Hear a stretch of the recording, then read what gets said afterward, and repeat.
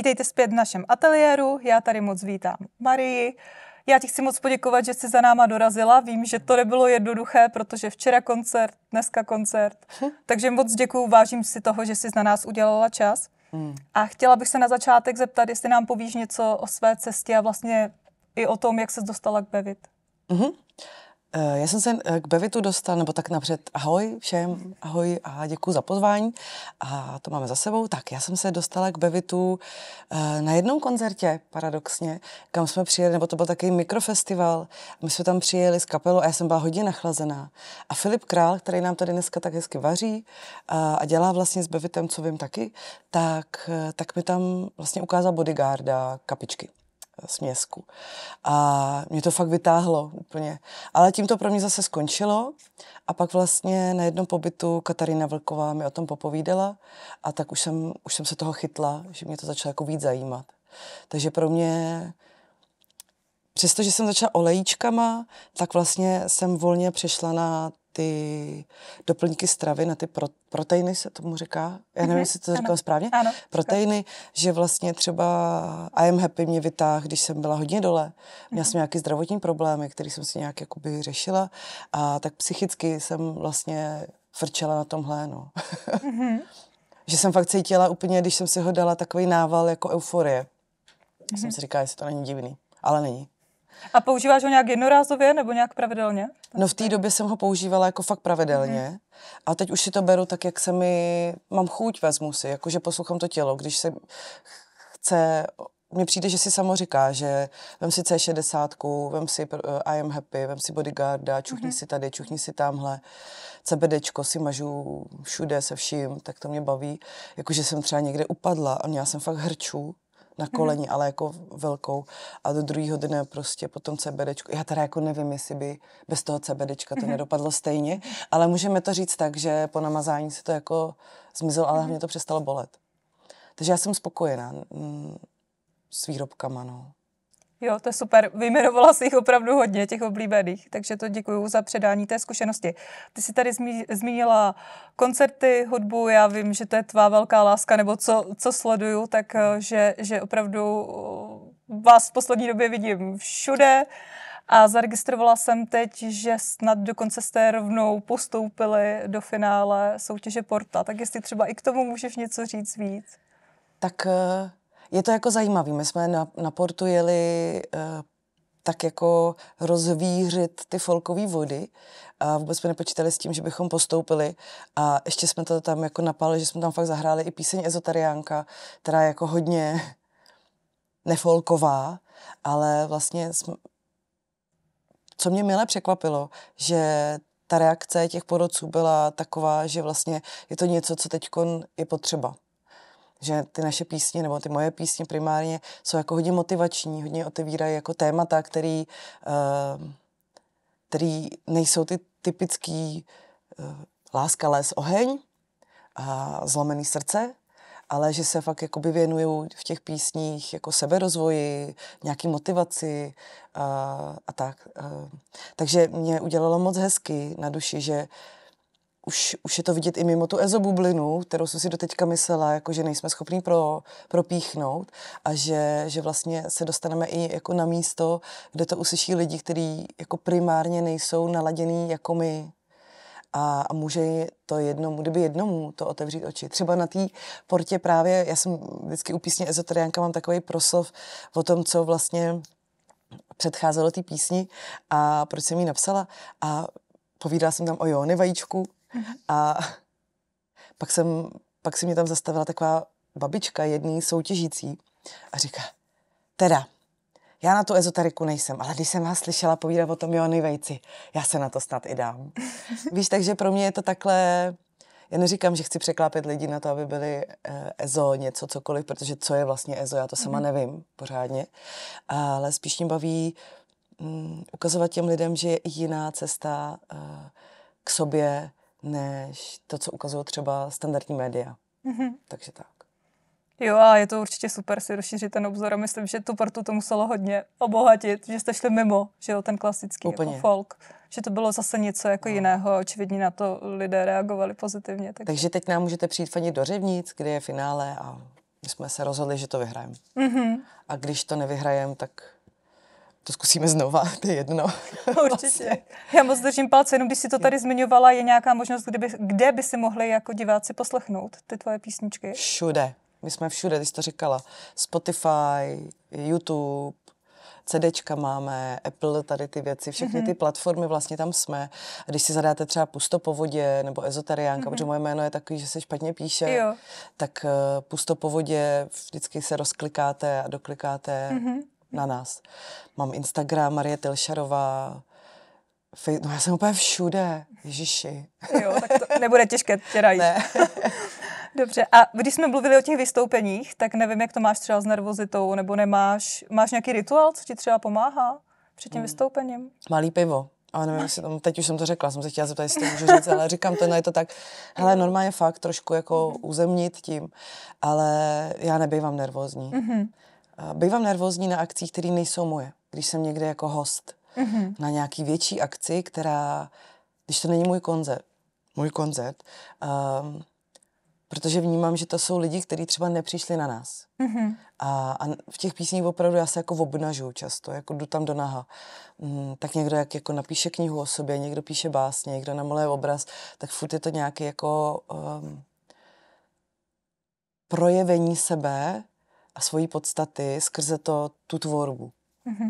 Tak u mě je to v těch písních. A když jsme třeba hráli v Ostravě loni a vlastně tenkrát na nás tam přišlo asi jenom 5 lidí, fakt malinko, ale byli tam takový štamgasti toho hudebního klubu.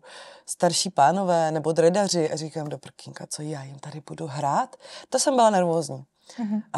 Ale vlastně přesně jakoby si říkám autentická písničkářka a ukazuju lidem, že vlastně je dobrý se z ničeho jako, no teď bych řekla jenom to sprostý slovo, to můžu nebo ne? Chápu. Něco. A že všechno v tom životě je hra. A že vlastně, když k tomu všemu přistoupíme jako ke hře. Včera mi nepřišel hlavní host prostě do našeho pořadu. A já jsem měla jako víc možností. Buď jít do nějaký role oběti, Ježiš, já jsem chudinka, on nepřišel, ten host. Nebo jít do nějaký role kata. Ten host mě ale teda, to je teda ošklivý host. On mě tady v tom nechal.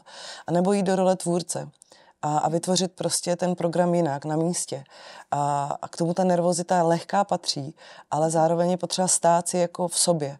A vlastně vždycky jako lidem říkám prostě, už nejsme ve škole, kde jsme byli zvyklí, že nás učitelé prostě za všechno, co jsme jako projevili ze sebe, pokárali. Už nás nikdo nemůže kárat. My jsme tady za sebe a proto pojďme vykročit prostě do té svojí síly a nebát se prostě ty věci zkoušet a třeba je i kazit, protože každá chyba nás posune dál, každá to. Takže jsem se posunula od tvé otázky k nervozitě úplně jinam a to se tak jako děje. Tak, nebejvám nervózní.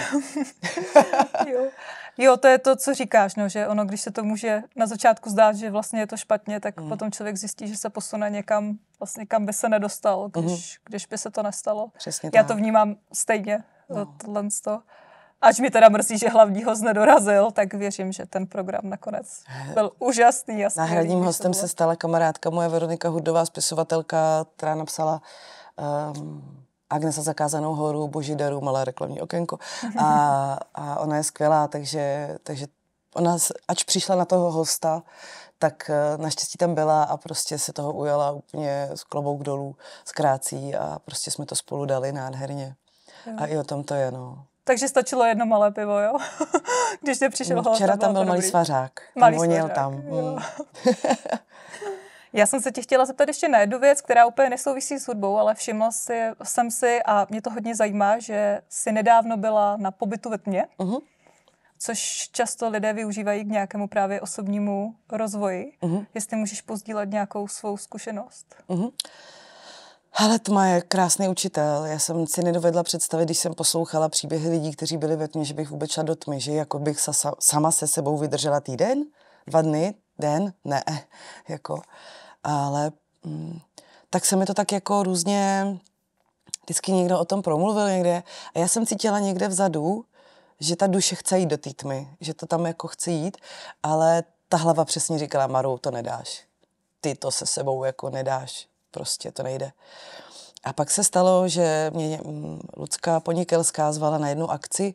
Já jsem slyšela její hlas a moc se mi líbil, byl to fakt příjemný hlas. Pak jsem si nějak dohledávala na stránkách a zjistila jsem, že dělá pobyty ve tmě. A v tu chvíli, když jsme pak spolu telefonovali, tak jsem zjistila, že aha, tak proto jsem tak dlouho jakoby otálela s tou tmou, protože tenhle hlas, týhle Lucky, je ten hlas, který chci slyšet, když budu úplně dole v té tmě.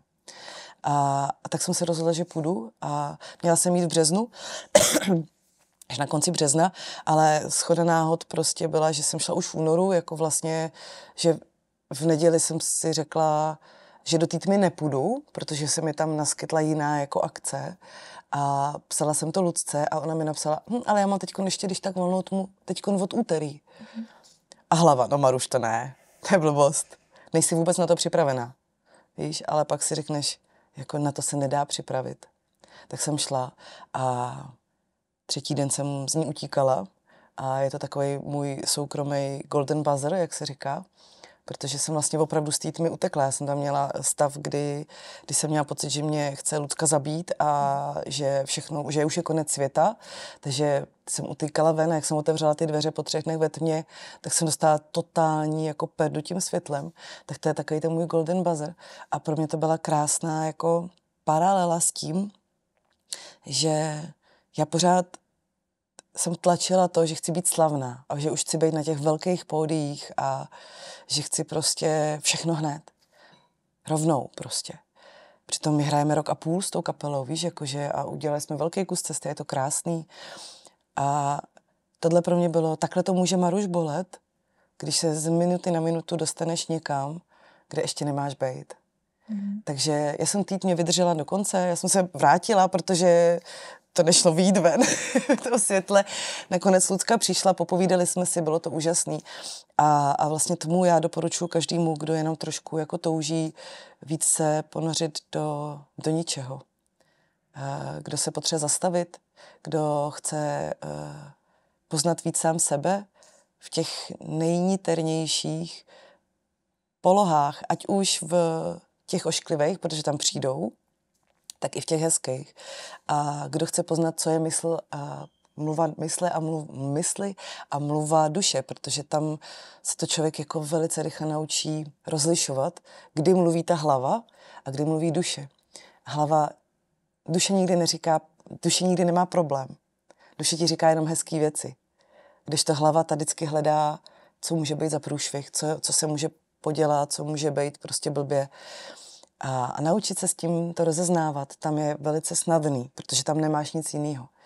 A tohle si přinést potom do toho běžného života, to je nádherný jako dár, který někdo získá třeba při nějaký jiný ceremonii, při něčem jiným.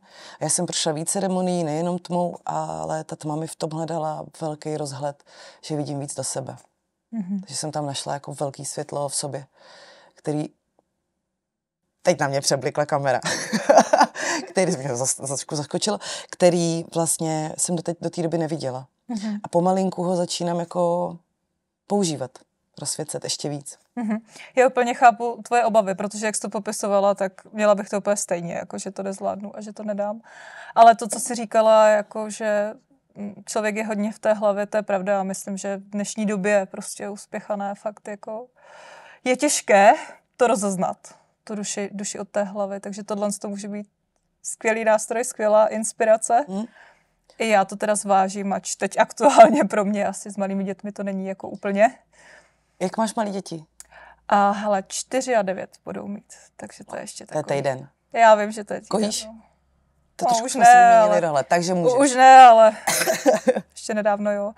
No, takže jo, může to být zajímavé, ale jak říkám, ty pochybnosti teda úplně chápu a taky nevím, jestli bych vydržela teda sama se sebou tak dlouho, takže máš můj obdiv, že ten týden se nakonec zvládla. Já mám taky svůj obdiv, musím říct, že jako tam jsem si uvědomila krásné věci a to třeba, že když člověk nemá vnější podněty, třeba srovnávání se, který je jako hodně častý, u nás žen hodně vnímám, nechci to paušalizovat, ale tak jako hodně mluvím se ženama, hodně mi píšou, takže vím, že to srovnávání je na té první stránce a vlastně člověk tam jako nemá s kým se srovnávat, protože ten svět jako venku najednou neexistuje a ty neexistuješ najednou pro ten okolní svět, protože tam jsi jenom ty. A mě překvapilo, jak jsem na sebe tam byla obrovsky laskavá a hodná. A všechny ty ale, který teď jmenuješ, vlastně vymizely. A tak jenom chci namotivovat někoho, koho táhne, jako, nebo stejně tak, když jsem jela do Santiaga, jakože ono to prostě ty lidi najednou tam pošle samo. Jenom se otevřít tomu, nemít tam ty ale. Nehledat, proč to nejde a jenom říct, pokud to má jít, tak mi ukaž, jak to má jít. Tak mi ukaž, jak to má jít. A jenom ještě, abych si to uměla představit v té tmě, ty tam můžeš mít nějaké jako předměty, nějakou jako kotvu nebo něco, jasně, co bys tam měla? Já měla svou kytaru, měla jsem tam nástroje, nabízejí různé věci. Já jsem tam měla možnost si třeba přinést MP3 s nějakýma těm. A to jsem vůbec nechtěla, protože mi přišlo, že to by mě jako hodně stahovalo jinam. Protože každá píseň nese emoci. A vlastně jsem by tam byla emočně, by mě to tam jako rozhazovalo. Jo, že, já nevím, tak to asi znáš, každá vůně má emoci, každý vítr má různé emoce, písně taky. Takže já jsem tohle to nechtěla, žádný mluvený slovo, takže já jsem měla vlastně to, co si můžu dát sama. Což je nástroj, teď někdo může nabídnout, ale já neumím hrát na kytaru, ale jsou nástroje, které nepotřebuješ umět jako ovládat, handpan, kalimba, zvonkohry, které ti jakoby můžou pomoct trošku se přenést do toho, stáhnout tě do toho přítomného okamžiku, dělat ti dobře. Měla jsem sebou psaní, takže jsem si psala poznámky, malovala jsem si obrázky, měla jsem sebou vůně od Bevitu, měla jsem sebou I am happy, kdyby to bylo blbý. A jednou jsem ho musela použít. Milovala jsem si tam dávat sprchu, měla jsem sebou mazáníčko, takže můžeš sebou mít, co chceš, to není vězení. Jo, to mě právě zajímalo, jo, protože si umím představit, že potom intuitivně si třeba vybereš nějaký jako olej, který cítíš, že v tu chvíli ti může vlastně pomoct se dostat tam, kam potřebuješ. Já jsem si sebou vzala celou paletu olejíčků a vytestovala jsem si oleje, který mi tam vonily nejvíc, ale já jsem na ně už neviděla. To bylo všechno už ve tmě. A ten úplně nejvíc, který mi vyšel častokrát, jsem si tam dělala takový značky na to, tak bylo I am. Ano. Já jsem. To bylo super. A používáš ho i teď? Anebo to bylo vyložené, že jsi to potřebovala jenom v té... Já jsem prostě. Já se přiznám, že olejčky moc nepoužívám, ty vůně. V takových jako případech jako extrémních mám tady v kapsabelce tady to a tam mám třeba Nopa, spíš ty praktický tam mám, Bodyguarda, antistres, Nopa, ty tričko. Tu lékárničku. Jako, tu lékárničku tam mám, ale jako vlastně ty vůně jako takový já vlastně moc nepoužívám. Ale tam mi to přišlo jako dobrá hra, ukrácení času, protože ten čas je tam nekonečný, to se ti natáhne jako žvejkačka, jak máš. Když vyžvejkáš víkačku, jenom ať si dokážeš představit, jak je to ve tmě, když vyžvejkáš víkačku a plivneš si vyndáš si jí z pusy na ruku, tak má nějaký objem. A v té tmě je to tak, že tu žvíkačku tak natahuješ a tak natahuješ a ona furt je to ten samý objem té žvíkačky, jenom je to jako přes celou tuhle místnost tam a zpátky. Takhle je ta minuta prostě. Jako dlouhá. Takže pro ukrácení času tam já jsem používala i to, že jsem hrála tuhle hru s těma olejčkama, to mi bavilo. Jo, a věřím, že tě to určitě může i nasměrovat potom zase někde, že jo? Jinam v tom, tam, kam potřebuješ v tom přemýšlení. Jo, tak to pro mě třeba bylo hodně zajímavé, věřím, že i pro naše diváky, že ten pobyt v tmě teda je obrovskou inspirací. A chtěla jsem tě ještě poprosit, než skončíme, věřím, že bychom se dokázali povídat hodiny, ale vzhledem k tomu, že čas máme omezený a vzhledem k tomu, že utíkáš, spěcháš na další koncert, byli bychom strašně ne, to se neříká, byli bychom opravdu moc rádi, kdyby si i s diváky a s náma se podělila o nějakou písničku, vybor jakoukoliv, kterou chceš, jak to cítíš. Kdyby to šlo, tak by to bylo fajn. Jo, zahraju. Tak. Náhodou mám sebou kytaru. Ano, se dělá tady krásně. Moje kočička. Tak zahraju píseň, když vlastně, hele, tak rovnou zůstaneme u toho i tématu, kterou jsme vlastně taky hráli na podpě. Teď jenom, abych tady nešťuchala do toho. A je to píseň, která se jmenuje Teď je správný čas, takže se vlastně i dostaneme k tomu tématu, který jsem napsala jako nosný pro dnešní den, a to je Neboj se vykročit. Zároveň je to i o tom srovnávání se. Tady asi naštu trošku zvukaře. Chtěla bych být učitelkou velkou. ale nejde to, nejsem dost dobrá.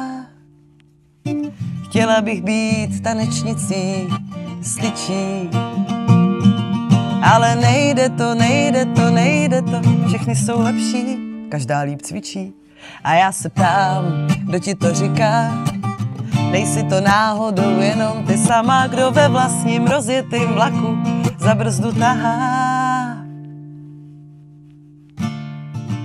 Tak zvedni zadek a jdi do toho, přestaň se ptát, jestli je pro koho, no přece pro sebe, nikdo důležitější na světě není. Na na na na, na na na na. Nečekej na až, začni hned teď, popojdi o jeden malej krok vpřed, narovnej ramena a pohled výš.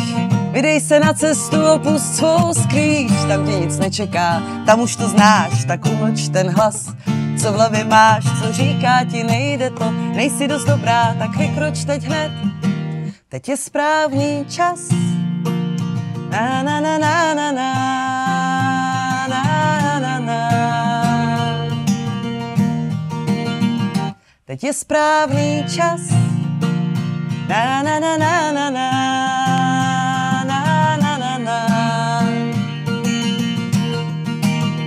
Tak zvedni zadek a jdi do toho, přestaň se ptát, jestli je pro koho, no přece pro sebe, nikdo důležitější na světě není. Na na na na, na na na na.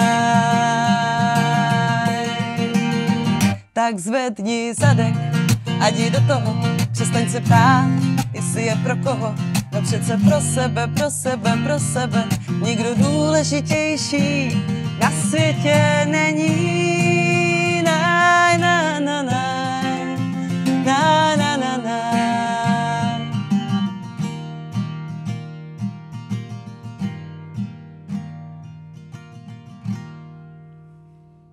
Teď je správný čas. Můžu tleskat? Já jsem tleskala.